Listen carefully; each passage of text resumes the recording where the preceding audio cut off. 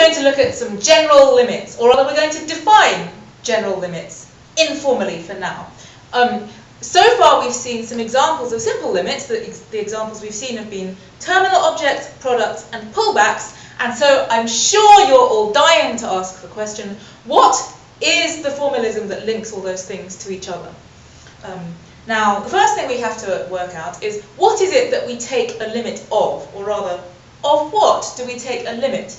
You may be used to limits in analysis, where you take limits of a series of things, xn as n tends to infinity, or you take the limit of a function f of x as x tends to some certain value. But what we're going to do here is we're going to take limits in categories. So what could we possibly take a limit of? The answer is we're going to take the limit of a diagram. So we can take any diagram. Here is, here's a diagram. Here we have some objects. We have some morphisms. Here are some morphisms. Here are some other morphisms. So here's a diagram. And the slogan to remember is that a limit for this diagram, I'm in the way of the diagram, a limit for this diagram is a universal cone. So let me just write that up. A limit for a diagram in C is a universal cone over the diagram. So we need to know what a cone is, and then we need to know what it means to be universal for a cone. Now we've seen universal properties before, where we said that it was somehow the best, or the biggest, or the smallest, or something. So it's going to be the same for cones. So first of all, what's a cone? A cone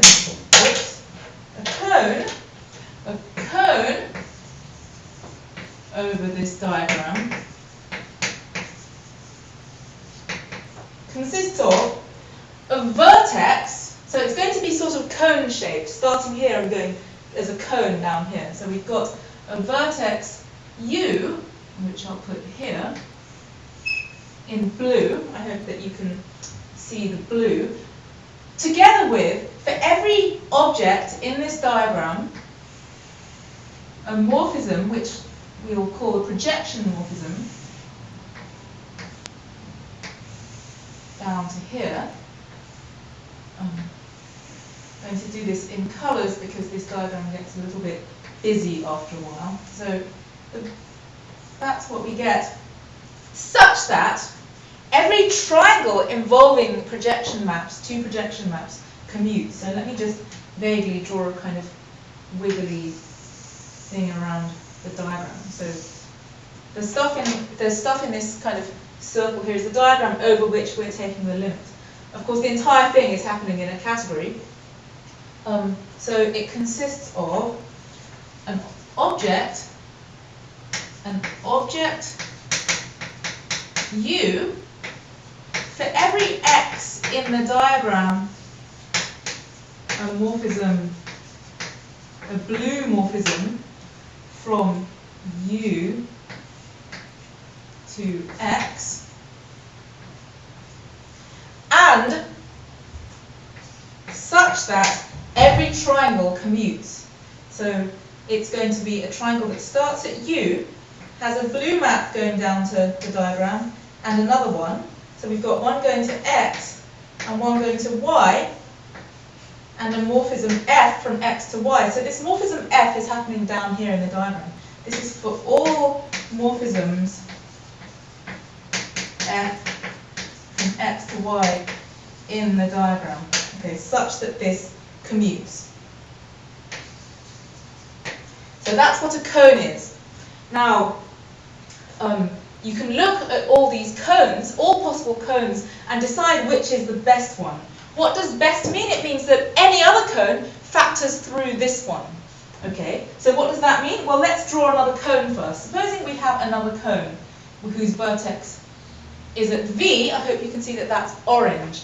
Now, because it's also a cone, it also has projection maps going to every object in the diagram. Okay, this is where the diagram gets quite busy. So we've got a projection map. I hope it's sort of vivid. And one more going down here. So there's another cone, and the point is that the orange one has to factor through the blue one uniquely. So what does that mean? It means that there's a unique morphism here. Okay, so universal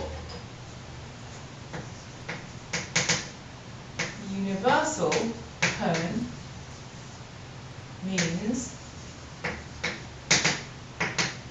given any other cone,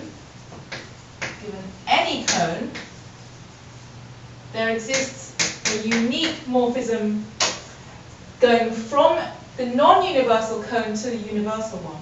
So here's the orange V, here is the blue U, and here's our unique factorization going in between them, which I'll call H. And because it's a factorization, what it means is that every triangle involving this factorization has to commute. So that means such that, so we always have the following thing. Here's our factorization, here's our blue projection, and here's our orange projection. And that has to commute. So let's just fill the labels in here. This is V, the non-universal vertex. This is U, the universal vertex. And this is any object in the diagram. So this has to commute for all x in the diagram. So let's just go over this one more time. A limit for this diagram down here is a cone such that, given any other cone, there is a unique factorization like this. Cone means that all of these triangles commute. Factorization means that the triangles involving the pink thing and two different projections commutes.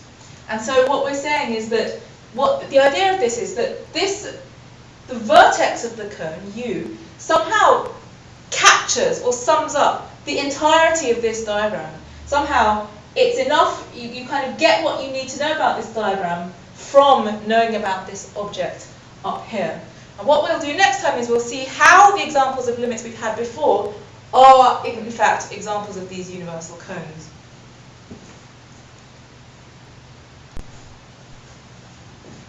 Last time we saw that a limit for a diagram in a category is a universal cone over it. Here's our example. This bit down here is the diagram over which we're taking the limit.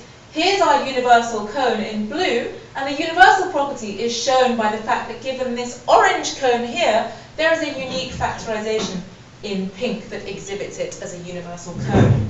So let's now think about our three examples: terminal objects, products, and pullbacks, and we'll see how they are universal cones over diagrams. So first of all, terminal objects.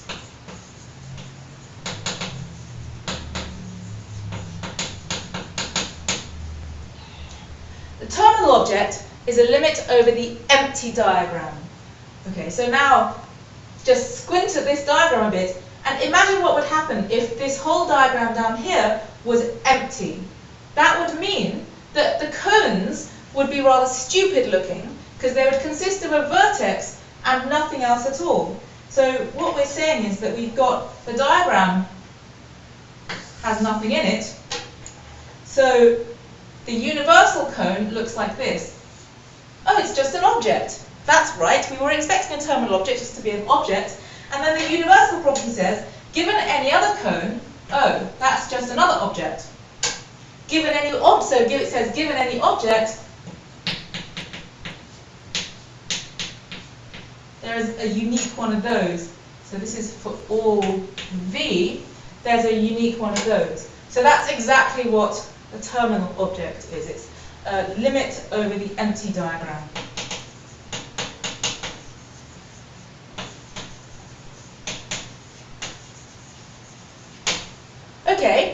fine.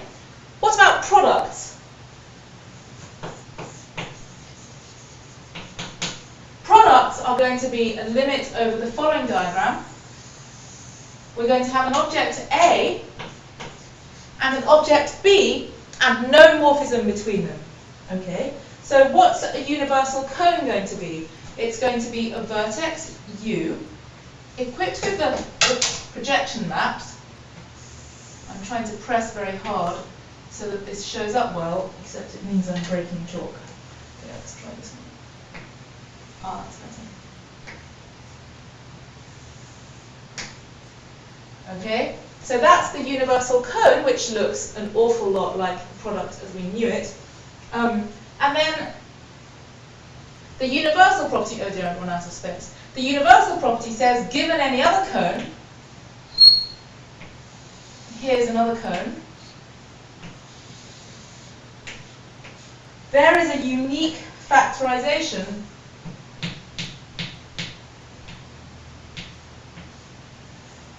so here's the exists unique, and again this is for all, the orange is the for all part. Okay, so that's what a product is. So you can see that that's also a universal cone. And finally, the last one we have, I wonder where I can fit it in. I think I'll put it over here, is pullbacks. So let's just close those off a bit. Pullbacks.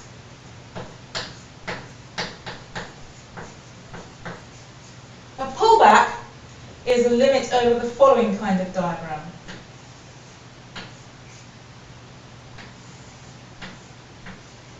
Okay, here's the diagram. So this time we've got an object here, which was called A, wasn't it? And an object here, B, and an object here, C. Okay, so what happens when we take a universal cone over this diagram? Well, we've got to have, first of all, a vertex. Here's our vertex, U, and we've got to have projection maps. Now, over here, in the case of the product, when we have the projection maps, in order for it to be a cone, there was no further commuting condition, because remember, a cone said something about for every morphism in the diagram, blah, blah, blah. But there weren't any morphisms in the diagram. So here, we have got morphisms in the diagram, because we've got this one and this one. And so, what do all our triangles say? Well, you'll notice that I've been a bit sneaky, because I should have drawn a projection map going to C as well, so I'll just draw that in for a second. Actually, that's what a cone looks like. But what the commuting triangle condition says, it says that this triangle commutes and that triangle commutes. And if you look at the way, the order in which these morphisms are composed, you'll see it means that this projection map simply has to be this composite, and it has to be this composite. So saying that those two triangles commute is the same as ignoring this composite and declaring that this has to be a commuting square. And that's how we usually express a pullback. So when we look at the universal cone, we're going to have another vertex here, a morphism like this, and a morphism like that. Again, secretly, we've really got a morphism going all the way down here as well. But just as before with the blue part, we can ignore this morphism, and for the cone to be a cone, what that will say is that the outside of this diagram has to commute, which is why that's the condition we use when we're doing the universal property for a pullback. Then what it says is that there has to be a unique factorization here, making the triangles commute. Now, so which are the triangles we have to think about? There's this triangle, there's this triangle, and there's the secret triangle that's hidden in the diagonal parts, but that one will commute automatically as long as those other bits do. It's just like in this product one, where the unique factorization condition says there's a unique map here making these triangles commute. So we see that that's what a pullback is. And now we can have another example. Now that we know how to take limits generally, we can introduce the notion of an equalizer. An equalizer is going to be a limit over a parallel pair of arrows. So this is the diagram over which we're taking the limit. So it's going to be a cone. Now I'm going to be a bit sneaky in the way that I draw this cone now, because what it really is a vertex up here equipped with a pair of projections. So perhaps I'll just draw it anyway.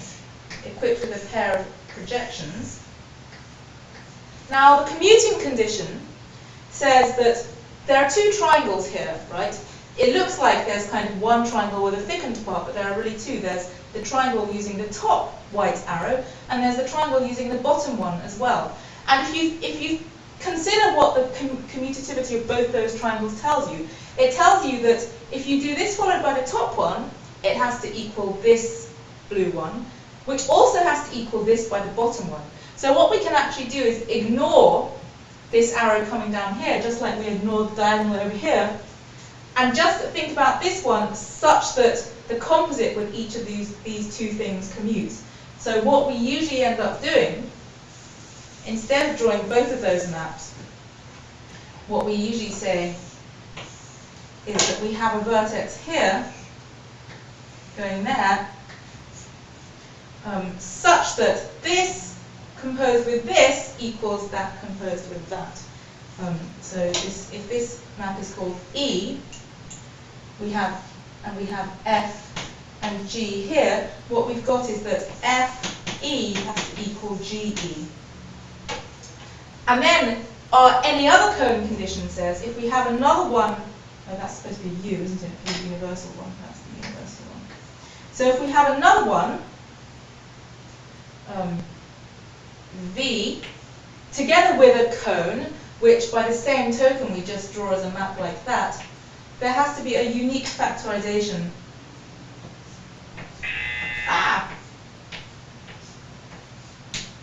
Making this triangle commute.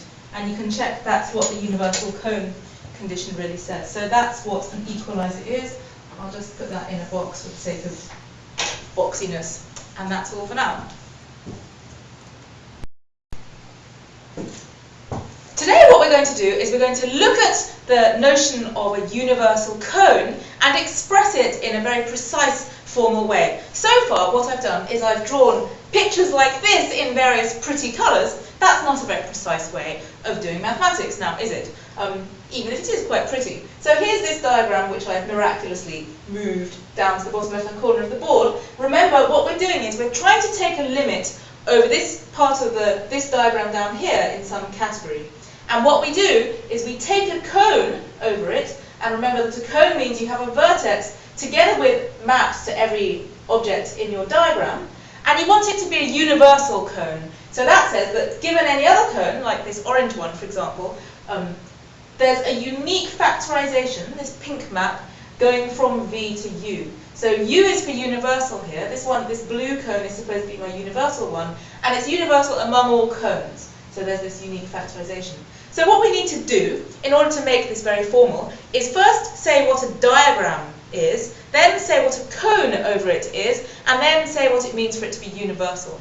So first of all, what is a diagram?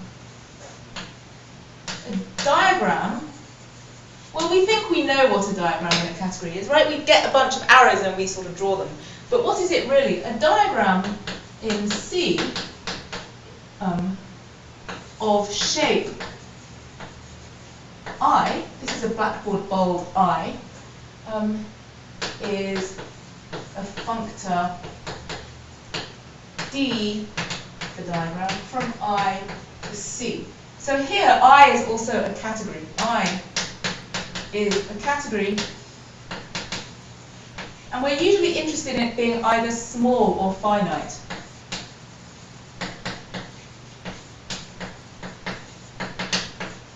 So what does this functor functor do? Well, it takes this category and it kind of puts it inside C. So what it's doing there is it's identifying the diagram in C that you're interested in.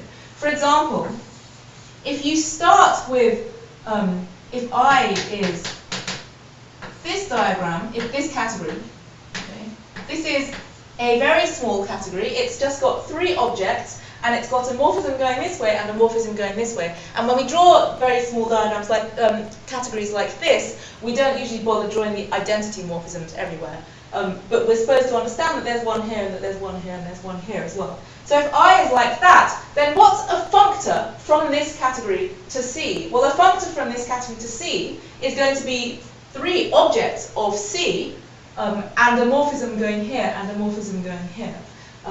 And you may remember, I hope, that taking a limit over a diagram of that shape in a category is what's called pullback. And so technically what we're doing is whenever we draw a diagram like this in a category C, what we've really done is we've identified a functor from I to C. So you can pick your shape category to be anything you want. If I is just a pair of objects with no morphisms between them, then what we get is a pair of objects in C. And a limit over that is going to be a product. If we take 2 objects and a pair of parallel arrows, then what we get when we do the functor to it is it's going to identify 2 objects of C and a pair of actual parallel arrows in C. And remember, if we take a limit over that, what we get is an equalizer. So this is supposed to give you the idea that this sort of mess of arrows down here that I drew can be encapsulated as a functor from I to C, where I is a little category that all it does, its entire existence is there to give you the shape of the diagram that you want. Okay, so that's how we say what a diagram is. Now, you might think that's a bit convoluted, but it gets quite exciting at this point, because now we get to say what a cone over it is, and this is quite, well, exciting. So let's see, let's get rid of this. So a cone over this diagram is going to be some natural transformation from somewhere to somewhere else. So remember, let's just remind ourselves what a cone is. It's an object U equipped with a morphism from U to every object in the diagram, such that a whole load of triangles commute. Now, a natural transformation is a bunch of morphisms such that a whole load of squares commute. And you might think, a square is a triangle. Except that a square is a triangle if you just collapse it a bit. So what we're going to do is that we're going to take a functor delta. So we're going to take a functor delta that sends everything to U. So the functor you start with is just a very boring functor, but a very useful one that sends absolutely everything to U. Your other functor sends everything to this stuff, and then your natural transformation is going to give you this cone. Okay, so now we define a functor delta sub U. The little u there, subscript, is to tell us where everything is going to go.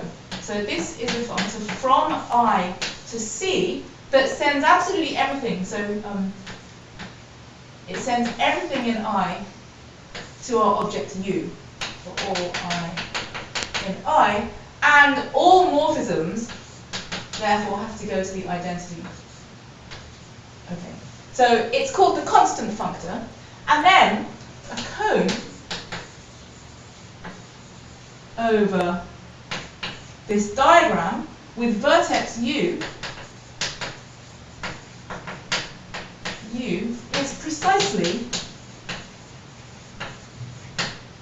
a natural transformation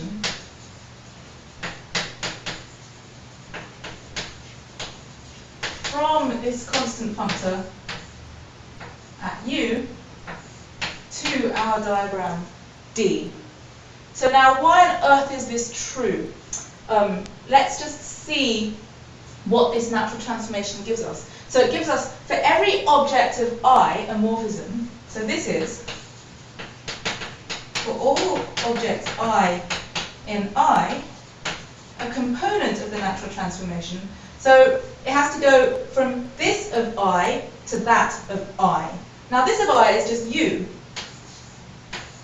And this of I is d of I. Perhaps I should write these as capital I's. That's better. Okay, and so we can call this something. Let's call it PI for projection. So you see, this is the projection parts of the cone. So far we've got the data which tells us we've got a vertex U, and for every object d of I in our diagram, we have a morphism going down to it, which is the projection. Now we're missing the commuting condition, right? But we've got a naturality condition here. We've run out of space. Never mind. Such that. So now we've got to say for all morphisms in the category that we started with. So for all morphisms, what should I call them? F from I to I prime in our shape category, we've got to have something commuting. So this is a naturality square.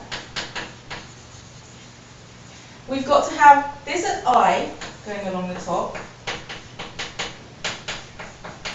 We've got to have this at I primed going along the bottom. So this is the other projection at I prime. Is that legible? This is d of I prime. And then down here, we've got to take our map F, right? This is just the usual definition of the natural transformation. This is the naturality square. So you've got d of F coming down the right, and we've got to have this of F coming down the left. But remember, all F's go to the identity. So this is just the identity, right? So this naturality square is actually secretly a triangle, okay? It's exactly the triangle that we need to say that this is really a cone. And we've got to have one of those triangles commuting for every single morphism in our diagram, which is exactly what we said that a cone was. So a cone with vertex U is indeed a natural transformation from here to here, and the naturality condition cleverly encodes the commuting conditions of the cone. So what we'll do next time is we'll show how to identify universal cones, that is, limits over the diagram D.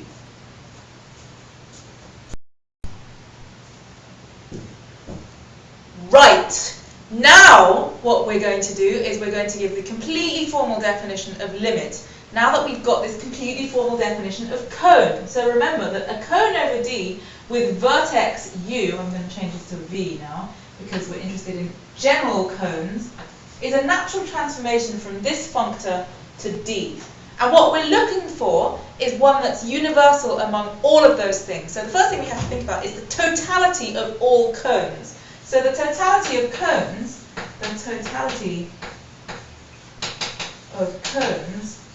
is the set of natural transformations.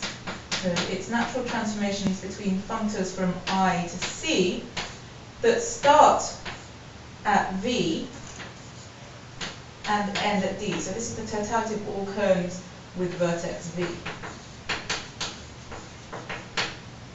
So we're going to be doing something with this load of natural transformations. And if you just stare at the formula immediately, it can be completely baffling. So I'm going to say 2 words of warning first. Maybe it's going to be 2, we'll see. First of all, what we're trying to say is, for every cone, there exists a unique factorization. Now, whenever anybody says, for every something or other, there exists a unique something or other, there must be some kind of bijection going on, because it's a for all, there exists unique, right? Now, in category theory, we're not interested so much in bijections, we're interested more in some kind of sensible isomorphism between things in some category. And the point here is that we've got, for all one of these, a unique thing here, but it's not any old morphism, it's a factorization, which means there's some commuting condition here. And whenever you see in category theory, for all something or other, there exists a unique factorization, or possibly even a unique something such that, what it usually means is that there's a natural isomorphism. Not just any old isomorphism, but an isomorphism that satisfies the naturality. And the naturality of that isomorphism is the thing that tells you that this is actually determining some kind of composition condition. So what we're going to have is a natural isomorphism between something and something else. And I think I'm just going to write it down at this point. So given a diagram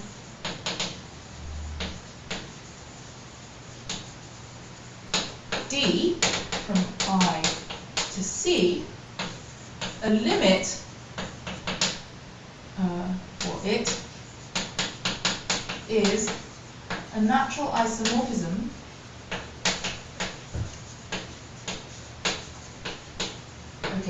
So on the one hand, we've got cones, right?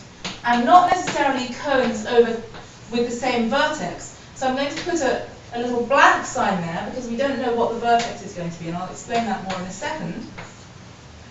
And it's for all cones, there is a unique morphism from V to U, right? So maybe I can put this V in here because at any given moment we're thinking about the vertex V over here. So how do we write morphisms from V to U? Well, that's morphisms from V to U. So there's a natural isomorphism here, which is natural in V.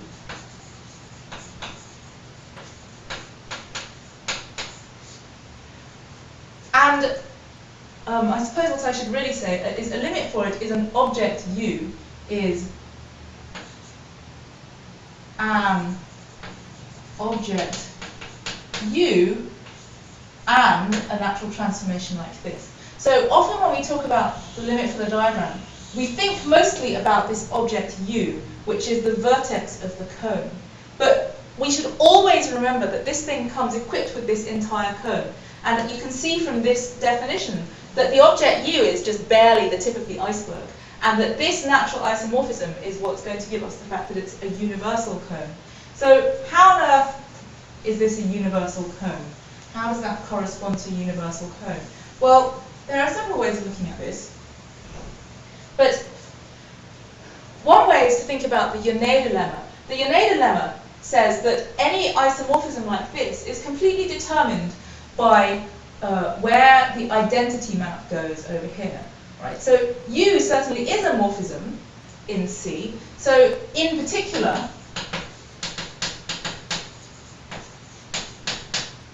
if we put V to be equal to U, we'll get something from there to the cones that have their vertex as U. Right? And so among all the morphisms from U to U, there certainly is an identity from U to U. So under this natural isomorphism, this has to go somewhere, right? And the point is that it has to go to a cone. And I'm going to explain to you why this particular cone is a universal one. So the Yoneda lemma tells us that the entire natural transformation is determined by where this identity goes. And so that's kind of telling us that to give a natural isomorphism like this is precisely the same as giving a universal cone like this. So for a start, all I've shown you so far is that it's giving us a cone. A cone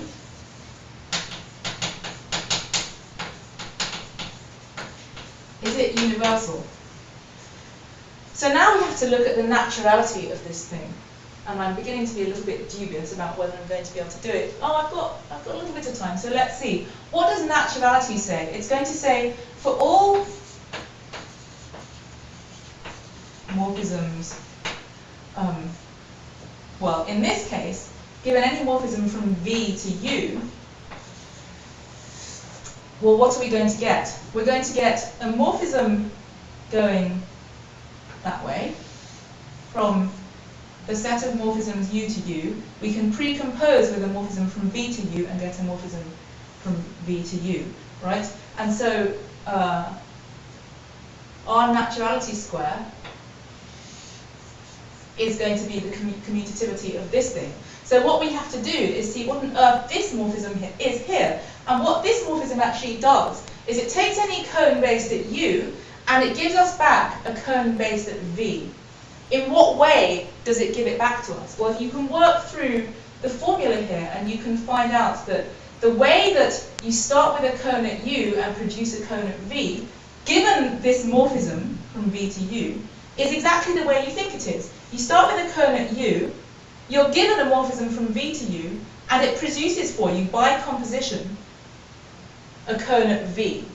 So what this is saying is, well, it's sort of the other way around from how we did it before, because what we did before was that we started with a cone at V, and we produced the factorization, and it was a unique one. What I've sort of done here is I've started with the factorization, and I've produced the cone. And because this is a natural isomorphism, what it's saying is that there's a one-to-one correspondence between the factorizations and the cones, and that moreover, the naturality is telling us that that correspondence has to be by composition in this way. So what that's telling us is that this cone that we identified here really is universal, and the universal property corresponds to, yes, the universal property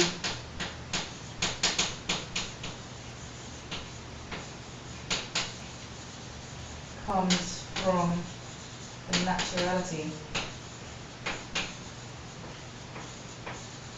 Which naturality? That naturality. I might explain that more next time.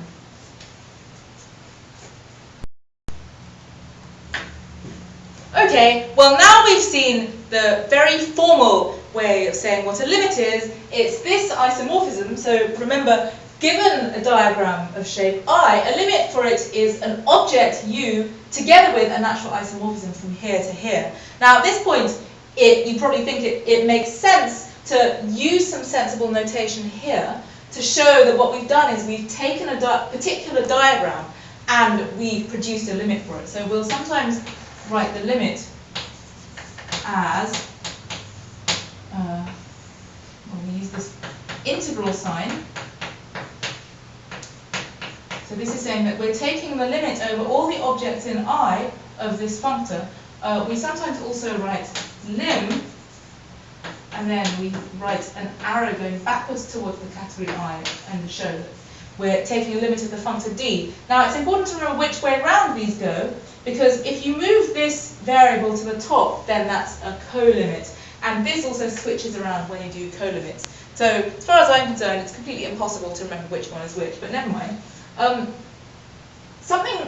Something else to say is that we are, of course, interested in looking at all the possible limits of this shape I in a particular category. So we've seen that we can take products of any two objects in certain categories, and it's nice to be able to know that you can take the product of any two objects. It's kind of a bit annoying if you can take a product of these two objects, but you can't take a product of those two objects or these two objects. But if you can always take a product of two objects, then you say that this category has all binary products. And so we can also say that the category has all limits of shape I. If given any diagram of that shape in the category, you can always take a limit of it.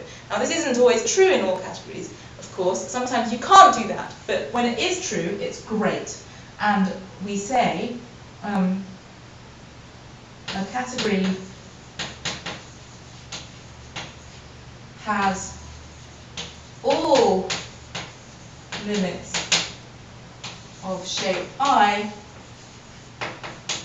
if it has a limit for every diagram of shape I.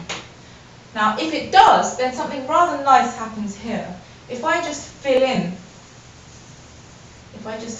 this object here, so instead of writing U, I'm going to write lim with this thing going backwards of D. Okay. So this formula might now remind you of something. It might, perhaps, I hope, remind you of the definition of an adjunction. If you think of this as something of D, and you think of this as something of V, then it looks an awful lot like, it looks like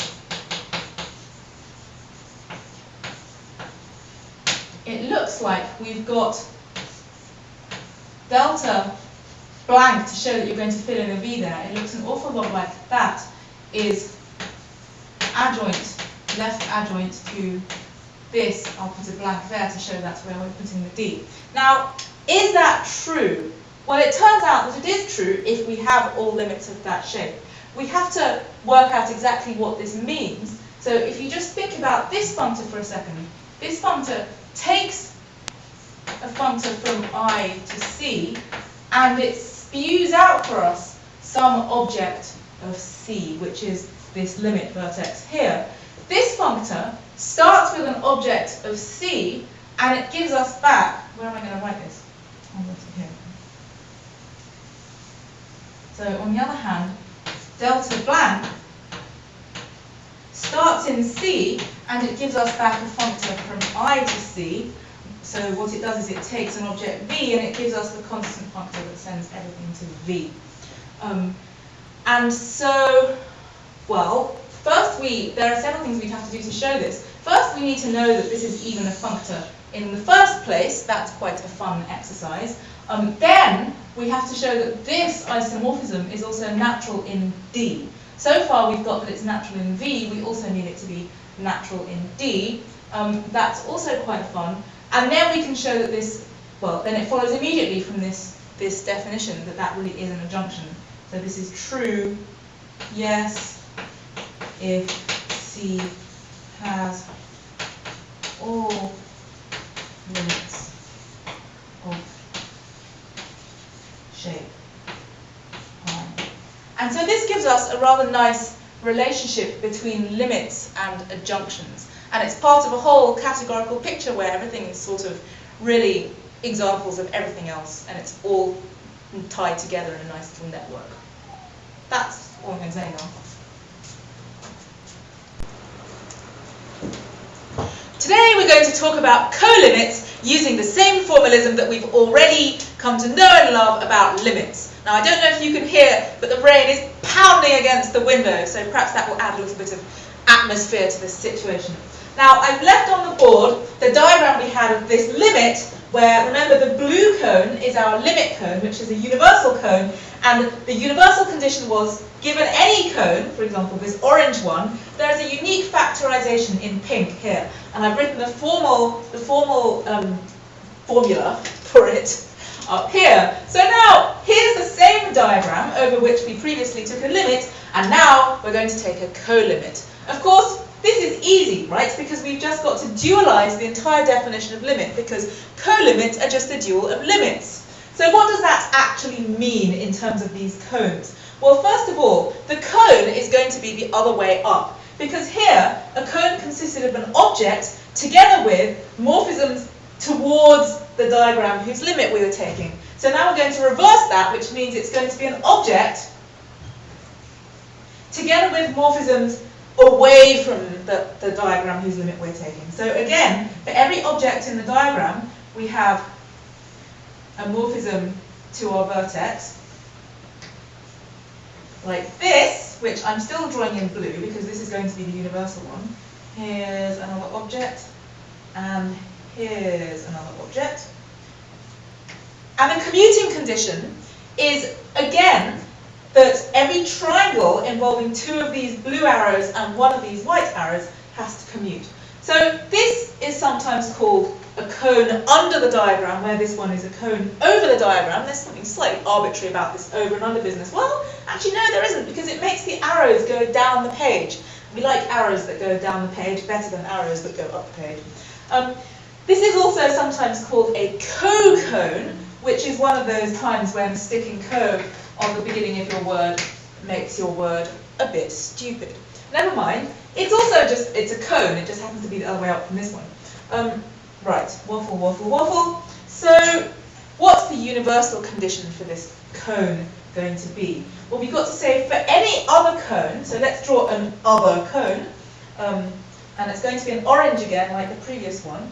So let's put a vertex down here, and again, for every object in the diagram, we've got to have a morphism to our vertex.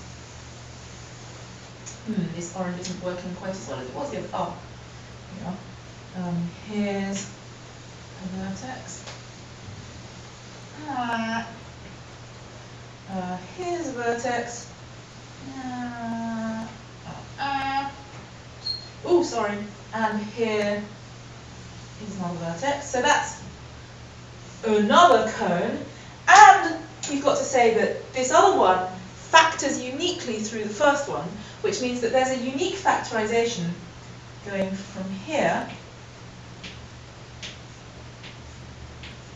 to here. Now, you'll notice one of the striking facts here is that this time it's going from the universal one to the other one, whereas in the limit it was going from the other one to the universal one. And that's because the blue one has to be, the universal one is supposed to be a factor of the other one, which means that you've got to compose the universal one with the other factor, the pink factor, to get the orange one. And if you tried filling it in backwards, then you wouldn't be doing it that way around. You'd be having your factors making up the blue one. So that's the correct direction, the only possible direction to make pink a factor for the orange one. So, right, that's the picture. Oh, I've left out. Oh, no, I haven't. So let's just run over the cone definition of colimit again. Given this white diagram here, a colimit for it is a cone under it such that given any other cone under it, there exists a unique factorization. And of course, the commuting condition for the unique factorization is that every triangle involving a blue, an orange, and our unique factorization has to commute. And here it was also a blue, an orange, and our unique factorization. It's just that our blue and our orange were the other way up. They were coming down like this. What am I talking about? Yes, it's like this.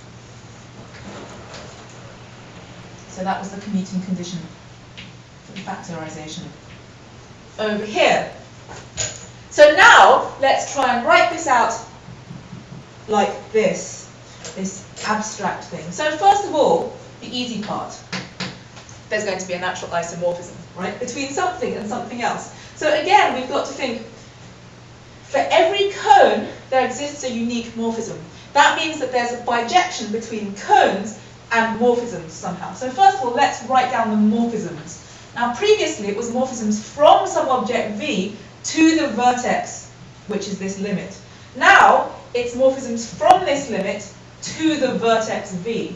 So it's going to be morphisms from the limit, if I left myself enough space, from the limit, and now we write the arrow towards the underneath going the opposite direction, going to V. And that limit is sometimes also written as, oh no, I didn't, oh yes, this one, isn't it? That's another way of writing the colimit vertex.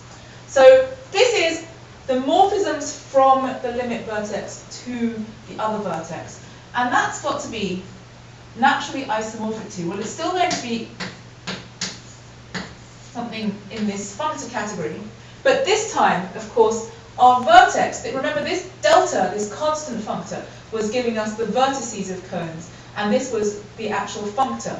So this functor is the one that gives us the diagram in the category that we're thinking about. And this one is the vertex part of the cone. So this is cones under our diagram, and this is morphisms giving this factorization here. And if you compare it directly with the definition above, you can see that literally all we've done is we've taken the opposite category.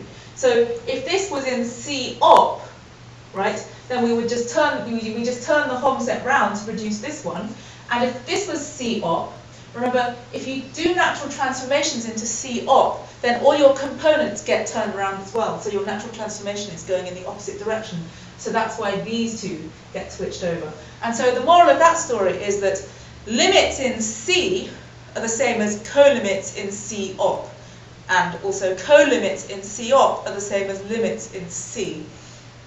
Now the last thing I want to mention about these cones is that you can think of all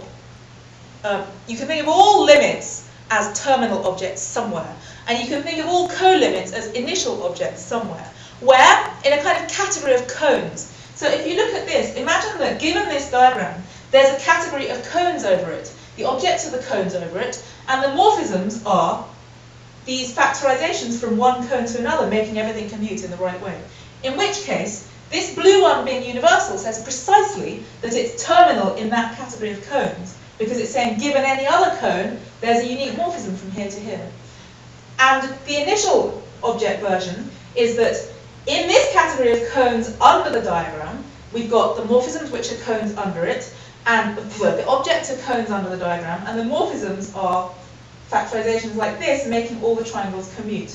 In that case, saying that this blue one is a colimit universal cone is exactly saying it's an initial object in this category of cones under, because it's saying given any other cone, there exists a unique morphism going that way. Now, because colimits in C are just limits in C op, in fact, terminal objects are just initial objects in the opposite category. So actually we can push this one step further and say that all limits and colimits are just initial objects somewhere. And we can even sort of take the view that all universal properties are just initial objects somewhere.